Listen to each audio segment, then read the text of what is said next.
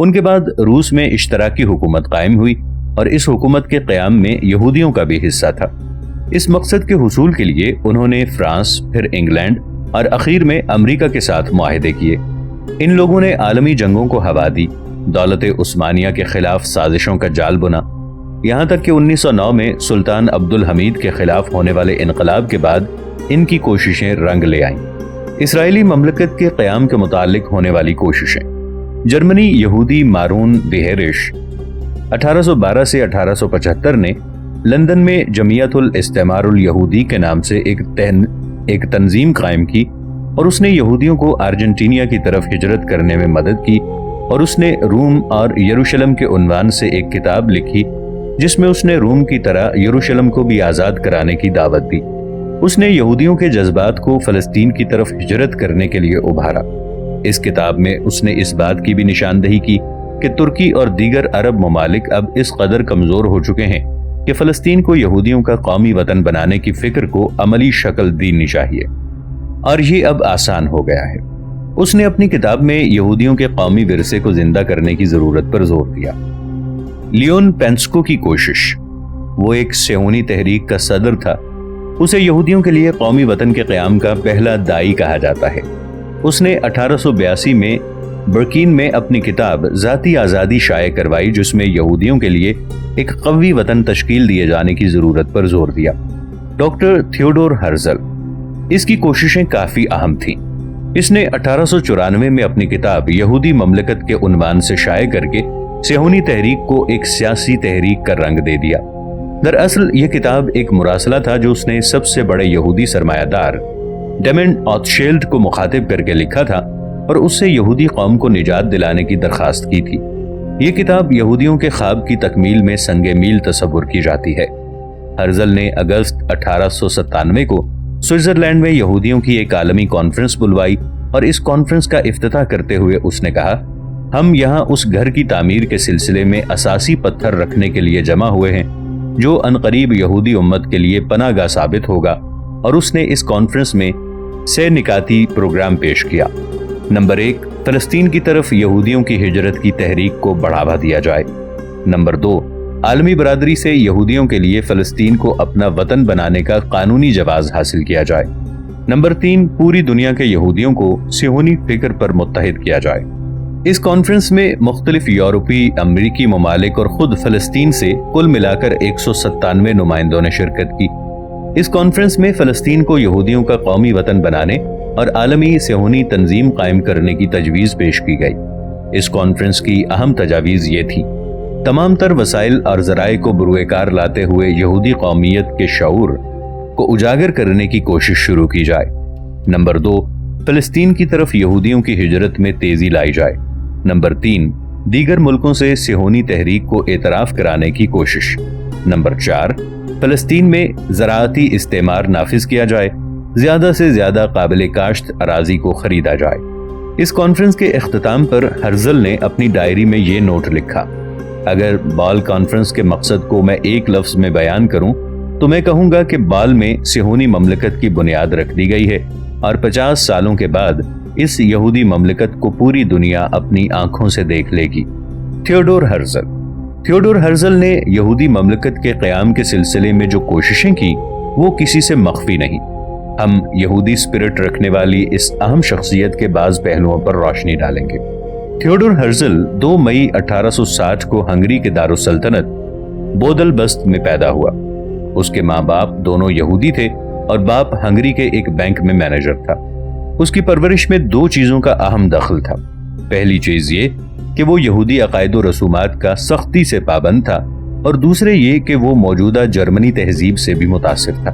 مغربی تہذیب و تمدن سے لگاؤ نے ہی اسے اپنے خاندان کے ساتھ 1876 میں آسٹریا ہجرت کرنے پر مجبور کیا، اور یہاں سے اس نے فینا کے لاء کالج میں قانون کی ڈگری حاصل کی۔ ہرزل یہودیوں سے اہل یورپ کی شدید دشمنی سے بھی باخبر تھا۔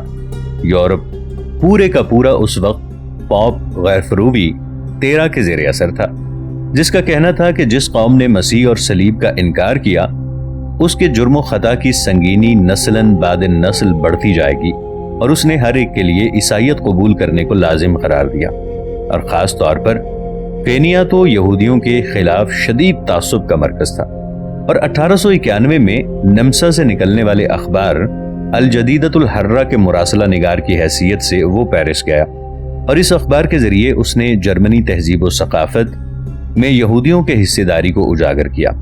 پھر اس نے اپنی قوم کی حمایت و نصرت میں فکری مارکہ آرائی کے میدان میں قدم رکھا تو اس نے یہاں یہودی مسئلے کو کچھ زیادہ ہی الجھا ہوا پایا۔ بعض ممالک میں یہودیوں کو دیے جانے والے سماجی عدل و انصاف اور انسانی حقوق سے بھی کچھ خاص فائدہ حاصل نہیں ہوا، بلکہ یہودی سرمایہ داروں کے ذریعے دیے گئے قرضوں کا انسانی حقوق کے بالمقابل زیادہ اثر تھا۔ ناظرین، آگے بڑھنے سے پہلے کامنٹ سیکشن میں ہمیں اپنی آراء سے ضرور آگاہ کیجیے گا کہ آپ کو ہماری یہ سیریز کیسی لگ رہی ہے۔ آئندہ آنے والی اقتصاد سے باخبر رہنے کے لیے ہمارے چینل کو سبسکرائب کر لیں اور ساتھ موجود بیل آئیکن کو ضرور کلک کر لیں۔ شکریہ۔ پھر ہرزل نے پوری دنیا میں موجود یہودیوں کے لیے منظم طور پر عیسائیت قبول کرنے کے بارے میں بھی سوچا اور پھر اس نے اس کو یہودیوں کے ساتھ ہونے والے مظالم اور ذلت آمیز سلوک کو ختم کرنے کا واحد ذریعہ سمجھا۔ لیکن جلد ہی اس نے اپنی اس فکر سے رجوع کر لیا اور اس نے جان لیا کہ یہودی اس طرح کے کسی کی بھی حل کو قبول نہیں کریں گے اور مسیحی بھی اس طرح کے اتحاد کو پسند نہیں کریں گے۔ اسی درمیان فرانسیسی فوج کے یہودی کمانڈر دریفوس کی غداری کا مسئلہ سامنے آیا، جس نے فرانسیسی فوج کے بعض اہم راز کو پیرس میں موجود جرمن سفارت کو بھیج دیا۔ اس پر مقدمہ چلایا گیا اور فوجی مرتبے سے معزول کر دیا گیا، اور پھر خیانت اور غداری کا یہ مسئلہ یہودیوں کا مسئلہ بن گیا اور تمام ممالک میں یہودیوں کو شک کی نظر سے دیکھا جانے لگا۔ اس مسئلے نے ہرزل کی نفسیات پر گہرا اثر کیا اور دریفوس اس کی نظر میں یہودیت کی علامت بن گیا، جس کا فیصلہ ایک اجنبی معاشرے میں کیا گیا، اور وہ اپنی پوری زندگی اس مسئلے کو نہیں بھول پایا۔ مئی 1885 کے دوران ہرزل اپنی قوم کے عرب پتی یہودی بیرون متردی پرش سے ملا، جس نے یہودی استعماری تنظیم کی داغ بیل ڈالی، اور اس نے روسی یہودیوں کو ارجنٹینا میں بسانے کے لیے 10 لاکھ آسٹرین خرچ کیے۔ ہرزل نے دی پرش کو اس بات کا قائل کرنے کی کوشش کی کہ اس وقت مالی اداروں کے قیام سے کہیں زیادہ سیاسی تحریک کی ضرورت ہے، اور اس بات کی ضرورت ہے کہ یہودیوں کو فلسطین کی طرف ہجرت کرنے کے لیے آمادہ کیا جائے۔ یہودیوں کے عید حسا یعنی مئی کے آخری 2 دن کے موقع پر اس نے یہودی مسئلے کے عنوان پر سوچنا شروع کر دیا اور پھر اس ضمن میں اپنے افکار و نظریات کو اپنی کتاب سلطنت یہود میں پیش کر دیا۔ اس کتاب میں بنیادی طور پر یہودی مملکت کو واپس لینے کی بات کہی گئی ہے۔ اس نے روتشیلڈ اور دیگر مالدار یہودی گھرانوں کو دلائل کے ذریعے اس بات کا قائل کرنے کی کوشش کی کہ ان کی عظیم دولت و ثروت کا قوم کو اس وقت تک کوئی خاص فائدہ نہیں پہنچ سکتا ہے جب تک کہ یہودیوں کے پاس کوئی خود مختار حکومت نہ ہو۔ جب ہرزل نے اپنے آپ سے سوال کیا کہ ہم فلسطین کے اصل باشندوں کے ساتھ کیا سلوک کریں گے، تو پھر اس نے عام خود غرض یہودی عقل سے کام لیتے ہوئے جواب دیا کہ ہم ان کو فلسطین کے حدود سے نکال باہر کریں گے۔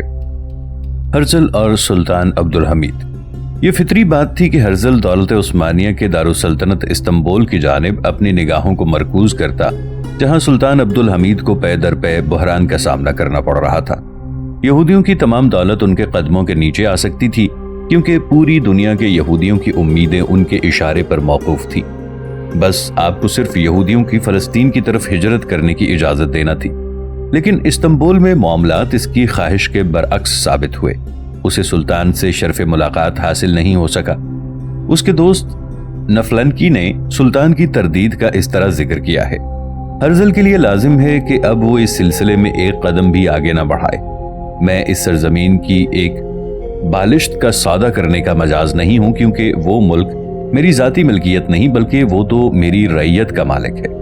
اس سلطنت کو قائم کرنے کے لیے انہوں نے قربانیاں دی ہیں اور اسے اپنے خون سے بڑا کیا ہے۔ ہم بھی اس ملک کی اپنے خون سے حفاظت کریں گے اور اس کے انتشار اور انقسام کی اجازت نہیں دیں گے۔ عثمانی رعیت ہی اس بادشاہت کے مالک ہیں، نہ کہ میں اس کے کسی ایک حصے کو چھوڑ دینے پر بھی قادر نہیں ہوں۔ یہودی سرمایہ دار اپنی دولت کو اس دن کے لیے محفوظ رکھیں جب یہ بادشاہت ختم ہو جائے گی، تو پھر وہ کچھ دیے بغیر فلسطین کی طرف ہجرت کر سکیں گے، لیکن یہ خلافت ہماری لاشوں پر ہی تقسیم ہو سکتی ہے، کیونکہ ہم جیتے جی اپنے آپ کو راندنے کی اجازت نہیں دیں گے۔ یہ خط اس قابل ہے کہ اسے سنہرے الفاظ میں لکھوا کر آویزاں کر دیا جائے۔ ہماری نئی نسل کو اس خط سے وطن کا مفہوم سیکھنا چاہیے اور ہمارے قائدین اور سیاستدانوں کو اس خط سے یہ درس لینا چاہیے کہ امانت اور عہدے کی کس طرح حفاظت کرنی چاہیے۔ ہرزل نے اس خط کے ذریعے ایک بات اچھی طرح سمجھ لی کہ دولت عثمانیہ کو انتشار و افتراق میں مبتلا کیے بغیر، اسے ختم کیے بغیر فلسطین پر قبضہ کرنے کے خواب کو شرمندہ تعبیر نہیں کیا جا سکتا۔ چنانچہ اس نے فوراً ہی اس کی تیاری شروع کر دی اور اس مقصد کو حاصل کرنے کے لیے ہر ممکن وسائل اور ذرائع کو اختیار کیا اور ملاقاتوں کا سلسلہ شروع کیا۔ ہرزل ایک صاحب دولت و ثروت شخص تھا۔ اس نے کبھی نا امیدی کو اپنے پاس نہیں آنے دیا۔ جب کبھی وہ اپنی ایک پالیسی میں ناکام ہوتا تو فوراً ہی نئی پالیسی وضع کر لیتا اور پھر جی جان اور پوری ہمت اور امید کے ساتھ اس میں لگ جاتا۔ اس نے اپنے مقاصد کی تکمیل کے لیے انگریزوں سے ملاقات کی۔ اسی اثنا میں دولت عثمانیہ اور جرمنی حکومت کے درمیان قائم ہونے والے نئے تعلقات سے بھی اسے کچھ امید ہوئی۔ چنانچہ اس نے قیصر کے ذریعے جرمنی کو یہودیوں کی حمایت کرنے اور سلطان کو فلسطین میں اسرائیلی مملکت کے قیام کی اجازت دینے کے لیے مجبور کرنے کی کوشش کی اور اس کے بدلے میں یہودیوں کی جرمنی کے ساتھ ابدی وفاداری کی پیشکش کی۔ ہرزل کہتا ہے، ہماری تحریک تو موجود ہے، بس ہمیں کسی بڑے ملک کی سرپرستی کی ضرورت ہے۔ پہلے میں نے انگلینڈ کے متعلق سوچا اور یہ ایک فطری معاملہ ہے، لیکن اگر یہ ملک جرمنی ہو تو مجھے اور زیادہ خوشی ہوگی۔ لیکن ہرزل کو قیصر کے ذریعے استنبول میں دریائے ریحانی تک پہنچنے کا موقع میسر نہ آ سکا، لیکن اس کے حوصلے اس وقت بلند ہو گئے جبکہ قیصر نے فلسطین میں سرکاری یہودی وفد کے سربراہ کی حیثیت سے اس سے ملاقات کرنا منظور کر لیا۔ ہرزل نے فلسطین میں 26 اکتوبر سے لے کر 4 نومبر 1898 تک صرف 9 دن قیام کیا اور اس دوران اس نے روتشیلڈ کے سرمایہ سے کھولے گئے پہلے ایگریکلچر کالج میکفا اسرائیل ریشیون زریون کی نئی بستیوں کو دیکھا۔ اس زمانے میں فلسطین میں یہودیوں کے 18 فارم ہاؤس تھے جہاں تقریباً 45,000 یہودی آباد تھے، اور جب وہ بیت المقدس پہنچا تو اس نے اپنی ڈائری میں لکھا، جب ہمارا اس شہر پر قبضہ ہوگا تو ہم ازسر نو اس کی تعمیر و تنظیم کریں گے۔ اور ہرزل نے یہ سفر اس لیے کیا تھا تاکہ قیصر سے رسمی ملاقات ہو سکے۔ بہرحال اس کی کتاب سلطنت یہود کے نشر ہونے کے بعد صہیونیت ایک تحریک کی شکل اختیار کر گئی۔ 2 نومبر 1898 کو مدینہ قدس میں قیصر اور ہرزل کے درمیان بات چیت کا مختصر دور چلا، جس میں قیصر نے کہا، میں نے مختلف مقامات پر یہودیوں کی آبادی کو دیکھا ہے اور جرمنی میں بھی ان یہودیوں کے لیے کافی نہیں ہے اور ان کے لیے ایک جگہ پر رہنا ہی زیادہ مفید ہوگا اور یہ علاقہ تمام یہودیوں کے لیے کافی ہوگا۔ جرمنی کی طرف سے اس کے اعتراف سے ہرزل کو تقویت ملی اور جرمنی کے قیصر کے علاوہ مزید کسی ایسی ہستی کو تلاش کرنے لگا جو پوری صراحت اور وضاحت کے ساتھ اس کی پالیسیوں کی حمایت کرے۔ استعماری قوتیں مشرق میں اپنے لیے ایجنٹوں کو تلاش کر رہی تھی۔ روس آرتھوڈاکس کا حلیف بن چکا تھا، فرانس موارنہ کے ساتھ تھا اور انگلینڈ اپنے کسی مقامی حلیف کی تلاش میں تھا۔ چنانچہ ہرزل نے برطانیہ کی طرف اس شرط پر ہاتھ بڑھایا کہ وہ مستقبل بعید میں فلسطین کو حاصل کرنے میں اس کی مدد کرے اور مستقبل قریب میں قبرص، عریش اور شبت الجزیرہ سینا کو حاصل کرنے میں اس کی مدد کرے تاکہ آگے چل کر فلسطین کو اسرائیلی مملکت بنانے میں یہ علاقہ پل کا کام کرے۔ اس نے برطانیہ کے وزیر نوآبادیات تشپرن لین سے جزیرہ سینا میں یہودیوں کی بستی قائم کرنے کی اجازت لے لی اور پھر وہ اس معاہدے کی تفصیلی شقوں کو طے کرنے کے لیے مصر کے گورنر مورمو کی خدمت میں پہنچا۔ ہرزل اپنی ڈائری میں لکھتا ہے، سینا کا مسئلہ اس حد تک پیچیدہ تھا کہ میں نے اپنے گھر والوں کے لیے دوبت السجر قبرستان میں 2 قبروں کی جگہ بھی نہیں خرید سکا، لیکن اب مجھے اندازہ ہو چلا ہے کہ معاملہ ختم ہو گیا۔ میں محکمہ ارضیات کے پاس گیا اور قبر نمبر 28 کو اپنے لیے خرید لیا۔ ہرزل مصر میں کرومر کی ذات سے بددل ہو کر واپس ہوا، لیکن اسے لندن میں دوسری خبر ملی کہ وزیر مستعمرات یعنی نوآبادیات تشرنبین نے اس کے لیے ایک دوسرا ملک یوغنڈا منتخب کر لیا ہے اور یہودیوں کو اس ملک کی طرف ہجرت کرنے کا مشورہ دیا ہے۔ ہرزل اس مدت سے قبل فلسطین میں اسرائیلی مملکت کے خواب کو پورا ہوتا دیکھنا چاہتا تھا۔ ہرزل نے کشتیوں اور ٹرینوں کے ذریعے متعدد سفر کیے، لیکن 3 جولائی 1904 میں حرکت قلب بند ہو جانے کی وجہ سے اس کی موت ہو گئی اور اسے دوبل سنجر کے قبرستان میں اس کے والد کے برابر دفن کر دیا گیا، لیکن سرزمین آسٹریا میں اس کا قیام مختصر تھا۔ یہاں تک کہ یہودیوں نے 1904 میں اس کی قبر کو فلسطین منتقل کر دیا، اور وہ صحیح معنوں میں ایک یہودی تھا۔ اس نے پلاننگ کی، کوشش کی اور ہر ممکن وسائل اور ذرائع سے پورا فائدہ اٹھایا، اور زندگی کے کسی لمحے میں بھی مایوس، پریشان اور دل برداشتہ نہیں ہوا، اور اس نے یہودی تحریک میں ایسی روح پھونک دی جو بالآخر فلسطین میں اسرائیلی مملکت کے قیام پر منطبق ہوا۔ سلطان عبدالحمید۔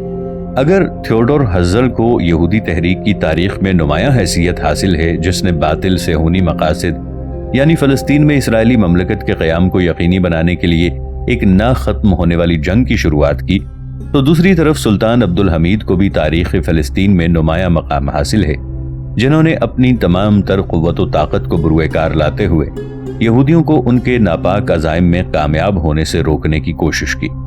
گزشتہ چند سالوں سے ہی اس طرح کی منصفانہ تاریخی تحقیق کا سلسلہ شروع ہوا، جس سے اس مسلم خلیفہ کے اسلامی کارناموں پر پڑا ہوا پردہ اٹھا، ورنہ ایک زمانے تک ہمارے مورخین اس مسلم خلیفہ کی بے مثال شجاعت اور عظمت کا اعتراف نہ کرتے ہوئے ان کے متعلق یہودی مورخین کی پھیلائی ہوئی گمراہ کن اور باطل افواہوں پر بھروسہ کرتے رہے تھے۔